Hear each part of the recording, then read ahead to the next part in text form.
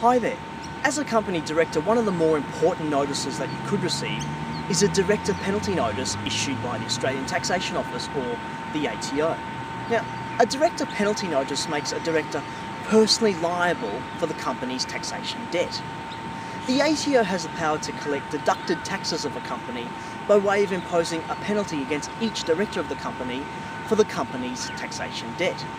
Where there are multiple directors of the company, each director becomes personally and fully liable for the company's taxation debt. So, the implications or consequences of the director penalty notice are quite severe.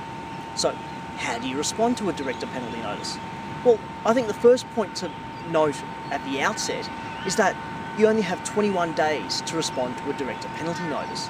That 21-day period is strict and won't be extended by the Australian Taxation Office. Now, there are 4 theoretical ways to respond to a director penalty notice. The first, and of course the most obvious, is to simply pay the amount in the director penalty notice. So pay off the director penalty and resolve the issue then and there.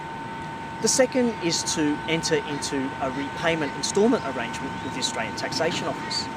The third is to appoint a liquidator. And the fourth is to appoint a voluntary administrator. So they're the 4 theoretical options or ways to respond to a director penalty notice. Note, however, they're not the most user-friendly ways. For example, if you're contemplating entering into a repayment instalment arrangement with the Australian Taxation Office to pay off the amount of the director penalty in small chunks over a period of time, you should bear in mind that it is notoriously difficult in practice to get the ATO to negotiate or accept and then sign off on an instalment repayment arrangement within 21 days. It simply won't occur because of the internal bureaucracy of the ATO. So, from a pragmatic perspective, I think you only have a few ways to respond to a director penalty notice. The first assumes that the company is solvent. If that's the case, simply pay off the director penalty and resolve the issue then and there and carry on being a director of the company and keep the company trading. The second and the more typical, I suppose, scenario is where the company is insolvent. Where that is the case, then I recommend that the company appoint a voluntary administrator or a liquidator. Now, those processes can be achieved within a single day.